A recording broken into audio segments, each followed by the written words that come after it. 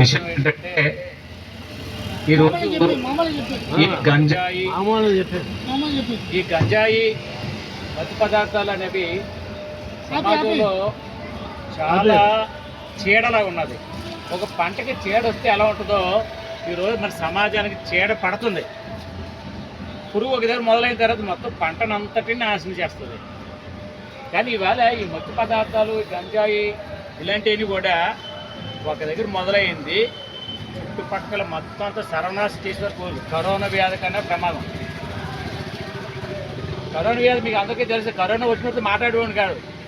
మన జీవితంలో ఎప్పుడైనా పక్కడు బాగుపడాలని ఎప్పుడు కోరుకున్నా అంటే కరోనా వచ్చిన తర్వాత. ఇవాళ కూడా మనం ప్రతి ఒక్కరూ బాగుపడాలని కోరుకోవాలని పరిస్థితి. కరోనా సందేశం మనకి ఏంటి నేర్పిందో ఇవాళ గంజాయి మత్తు పదార్థాల సందేశం అదే మనకి. ఎందువల్ల మన ఇంట్లో బాగుండాలి, మన చుట్టుపక్కల బాగుండాలి, మన వీధి బాగుండాలి, మన రాష్ట్రం బాగుండాలి, మన దేశం బాగుండాలి. ఆల్టిమేటివ్గా మన దేశం బాగా అభివృద్ధి చెందాలి అని మనం కోరుకోవాలి.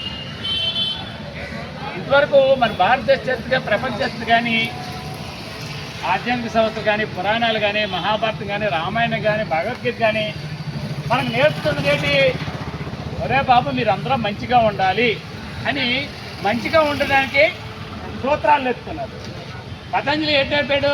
ఒరే బాబు మీరందరూ ఆరోగ్యంగా ఉండాలంటే వేగంగా ఉండే లేవాలి, మీరందరూ ఆరోగ్యంగా శారీరకంగా ఉండాలి, ఆ విధంగా చేస్తే మీకు అన్ని రకాలు బాగుంటాయి నేర్పాడు. మరి ఇవాళ మనం నేర్చుకోవాల్సింది ఎవరు నేర్పుతారు? ఎవరో ఒక వ్యవస్థ, అది ఆ వ్యవస్థే సమాజంలో అన్నింటినీ నేర్పుతుంది. కానీ ఇవాళ ప్రస్తుత పరిస్థితి ఎలా అవుతుందంటే సమాజంలో వ్యవసాయానికి పట్టి చెట్టపీడలుగా మొత్తం అంతా సమాజంలో మొత్తం అవినీతి, లేదంటే మత్తు పదార్థాలు, తప్పుడు పద్ధతులు ఇవన్నీ కూడా అలవాటు పడిపోతున్నాయి. మీ అందరికీ తెలుసు, పూర్వం మన సమాజంలో ఎవరైతే ఆదర్శంగా ఉండేవాళ్ళంటే బాగా తెలివైన వాళ్ళు, మంచి కండపుష్టి ఉన్నవాళ్ళు, లేదా మంచి తెలివితేటలు ఉన్నవారు, మంచి టాలెంట్ ఉన్నవాళ్ళు, లేదంటే ప్రజల కోసం పనిచేసేవాళ్ళు. కానీ ఇవాళ ప్రజలకు కానీ విద్యార్థులకు కానీ రోల్ మోడల్ ఎవరు? ఇవాళ సైకిల్ మీద తిరిగి రేపు విమానం కొనేసి విమానంలో తిరిగినోడు రోల్ మోడల్ అయిపోతుంది మనకి ఇవాళ. అంటే మన సమాజం మనకి ఏం నేర్పుతుంది? నేను మంచిగా ఉండాలి, జాగ్రత్తగా ఉండాలని నేర్పట్లేదు. నువ్వు ఎలాగంటే ఉండు, నువ్వు డబ్బు సంపాదించు, ఆ డబ్బు సంపాదించు నువ్వు ఏం చేస్తావు చెయ్యి. అందుకనే విద్య అనేది ఫ్రీగా ఉండేది, విద్యా వ్యాపారం అయిపోయింది. ఆరోగ్యం అనేది ఫ్రీగా ఉండేది, ఆరోగ్య వ్యాపారం అయిపోయింది. అవే కాకుండా ఇవాళ మన పరిపాలన చేస్తున్న పాలకులు ప్రజల కోసం కన్నా వాళ్ళ మనుగడ కోసం, సమాజంలో కొంతమంది వ్యక్తుల కోసమే వాళ్ళు ఆలోచిస్తున్నారు. ప్రజల కోసం ఆలోచించే విధానం తక్కువ. ఎలాగా? మంది చట్టబద్ధం అలా చేస్తున్నారు, మంది తాకుంటుంటారా? మరి ప్రభుత్వం ప్రోత్సహించినప్పుడు మామూలు ఉన్నాడు ఏం చేస్తాడు? ఇంతకుముందు 3,000 షాపులు అంటే వచ్చే సంవత్సరం 6,000 షాపులు అవుతున్నాయి, తర్వాత సంవత్సరం 12,000 షాపులు అవుతున్నాయి. ఆ 12,000కి ఒక్కో షాప్కి ఒక 50 బెల్ట్ షాపులు ఉంటాయి. ఈ బెల్ట్ షాపులు అన్నింటిలో కూడా ఇంత విస్తుందిగా. రాత్రి 12 గంటలకి, తెల్లవారు 3 గంటలకి మంచులు దొరుకుతాయి, దాహం అయితే మంచులు దొరికితే త్వరగా, కానీ మందు మాత్రం దొరుకుతుంది. అంటే మనం పరిపాలించే ప్రభుత్వం పాలనలో ఈ విధమైన వాతావరణం ఉంటే మరి దీన్ని రక్షణ కట్టుదిట్టం చేసి మన అందరినీ, దేశంలో ప్రజలందరినీ తిట్టుకుంటారు. ఈ అందరూ ఎదవలరా, ఈ ఎదవలు ఎలాగే ఉంటారు కాబట్టి వీళ్ళు ఎలాగే ఉంటారన్న. మరి దీన్ని కంట్రోల్ చేయాల్సింది, నిబద్ధత పెట్టాల్సింది ఎవరు? వీటన్నిటినీ మార్పు చేసి ప్రజల్ని కంట్రోల్ పెట్టి క్రమశిక్షణగా పెట్టాల్సింది ఎవరు? పరిస్థితి మన పరిపాలన చేస్తున్న పాలకులు ఎవరున్నారు? రాజకీయ పార్టీలు ఉన్నాయి. మీరు ఎంతమంది తిట్టారు, అంతమంది చేశారు, కానీ ఏ రాజకీయ పార్టీని ఒకరు తిట్టినోళ్ళు లేరు. ఈ పొరపాటు ప్రజలే అంటున్నారు తప్ప ఈ చట్టాలు చేసి, ఈ చట్టాలు అమలుపరిచి, ఈ అవినీతి పద్ధతులు ప్రజలకు విస్తృతంగా వెళ్ళిపోయే పరిస్థితుల్లో ఎవరిని మనం నోరెత్తి మాట్లాడట్లేదు. అంటే భారతదేశంలో 150 కోట్ల మంది ప్రజలు ఉన్నారు. ఈ ప్రజల పొరపాట కేవలం దేశం మొత్తం మీద రాజకీయ నాయకుల్లో ముఖ్యమైన నాయకులు ఎలాంటి ఉంటారో 4,000, 5,000 మంది వాళ్ళ పొరపాట. ఈ 4,000, 5,000 మంది చేస్తున్న పొరపాట్ల వల్ల మొత్తం 150 కోట్ల మంది కూడా మనం తిట్టుకుంటున్నాం. ఈ సమస్య ఎందుకు వస్తాయంటే దానివల్ల వస్తాయి. ఇప్పుడు ఓ పంటకి చెత్త పెట్టిందంటే రైతు పోతాడు, అందులో పనిచేసే వాళ్ళు పోతారు, దానికి ఎరువులు సప్లై చేసే వాళ్ళు పోతారు, మిగతా వాళ్ళు అందరూ పోతారు, దానికి మార్కెట్ అమ్ముకోవడం చేసి మొత్తం వ్యవస్థ అంతా పోతుంది. మనం వాళ్ళు తిట్టట్లేదు, రైతే సరి పనిచేయట్లేదు ఎదంటారు. ఈవేళ మన సమాజంలో జరుగుతున్న మార్పు కూడా అదే. మన ఫోకస్, మన వ్యవహారం ఎంత ఏమండి, ప్రభుత్వానికి కానీ పరిపాలన చేస్తున్న వాళ్ళు తెలియదండి ఎక్కడేం జరుగుతుందో. కట్టుదిట్టం చేయాలని చేయలేరండి. రాజీవ్ గాంధీని ఎవరు చంపేశారో తెలియదు, మెల్ల వేసేసి చంపేశారు. అలాంటి వాడిని ఎవరు చంపారు, ఎలా చంపారు, ఎందుకు చంపారు అని వివరాలన్నీ తీశారు. మరి ఇవాళ ప్రభుత్వం ఇంత విచ్చలవిడిగా జరుగుతుంది, కంట్రోల్ చేయలేరు.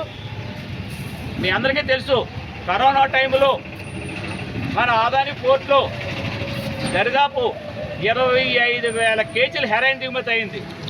అది 25,000 కోట్ల రూపాయలు. దాని మీద ఇప్పుడు కేసే లేదు.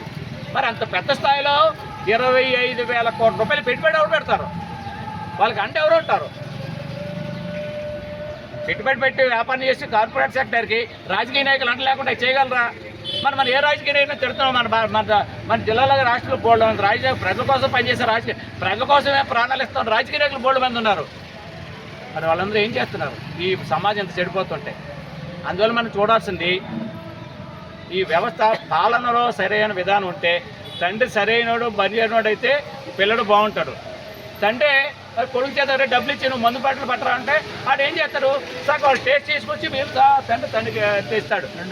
అంటే తండ్రి అక్కడ నేర్పుతున్నట్టు లెక్క. అలాగే ఇవాళ మన సమాజంలో చట్టాలు చేసే వాళ్ళు దాన్ని అమలుపరిచే బాధ్యత వాళ్ళకు ఉన్నదా లేదా? అవినీతి పాల్పడకూడదు. ఎవరు అవినీతి పాల్పడతారు? నువ్వునేమైనా అవినీతి పాల్పడతానా? 1,000 కోట్లు 1,000 రూపాయలు పెట్టి లాభం కోసే బ్రతికోళ్ళు అందరూ అవినీతి పాల్పడతారు. కానీ ఆ చేసే పొరపాటుకి మొత్తం సమాజంలో అందరూ ఎవడో పోలీస్ కానిస్టేబుల్ రోటెట్ వెళ్ళిపోతే కక్కుర్తి కోసం 20 రూపాయలు 30 రూపాయలు లంచం తీసుకుంటారు. మనం వీడిని తిడతాం. కానీ 1,000 కోట్ల రూపాయలు తీసుకున్న వాళ్ళని మనం ఎవరిని తిట్టాం? మీ అందరికీ తెలుసు, మనకి ఆదాయ మీటర్లు బిగించడానికి 1,750 కోట్ల రూపాయలు అవినీతి జరిగింది, అందుకని అది బిగించడానికి ప్రయత్నం చేస్తామని చెప్పేసి మనం చెప్పలేదు, అమెరికా కూడా చెప్పాడు. మనం వాళ్ళు ఎవరు ఇవ్వలేదు. అంటే ఇక్కడ పాయింట్ ఏంటంటే, ఈ సమాజంలో సమస్యకి మూలం ఎక్కడున్నది?